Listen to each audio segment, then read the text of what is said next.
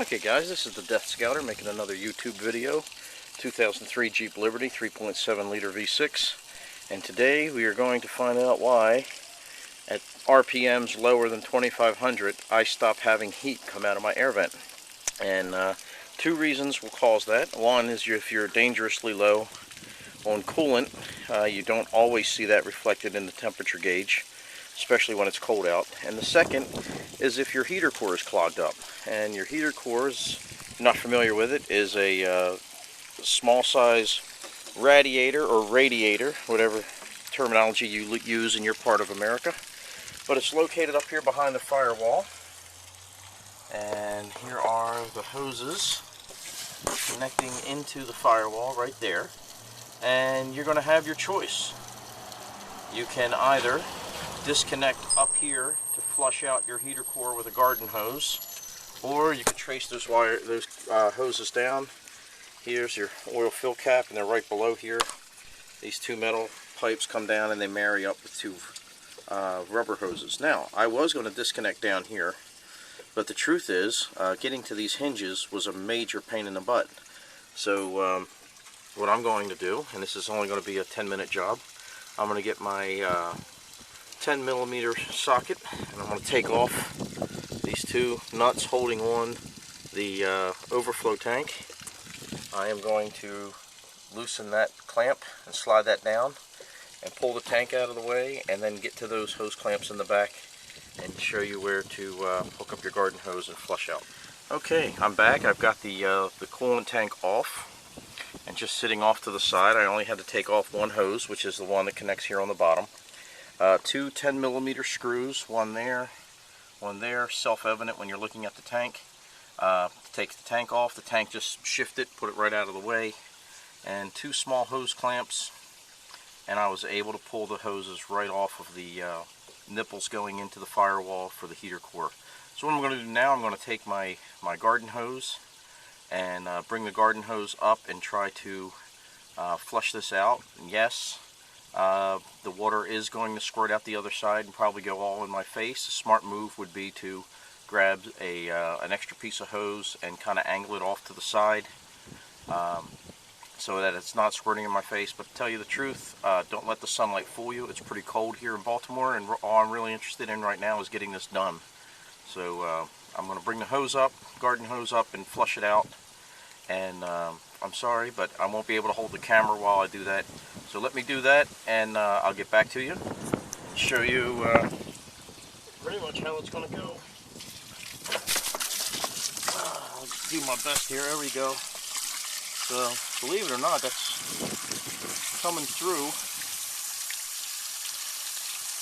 pretty well, actually. And I'm going to change sides, and I'm actually going to back flush this. And the reason for back flushing is obviously if it got clogged up with water going through the way it's supposed to go, well, the best way to get it unclogged is to flush it backwards instead of wedging it in even deeper. So now that that's done, I'm just going to go ahead and put these connections back on. I settled right on there. I'm going to snug them both up as tight as I can.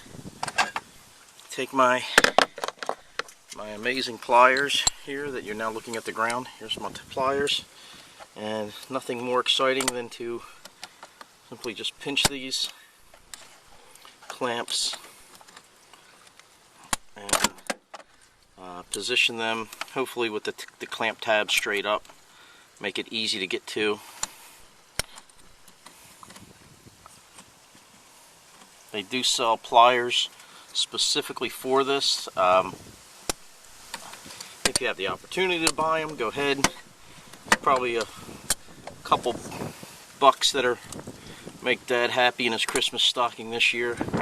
It's always nice to have the right tool for the right job.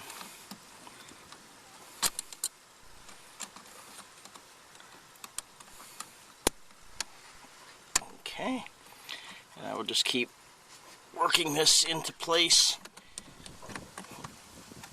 till it's all the way up there like that and not able to come off. And I will do, yep. And we'll bring the overflow tank back.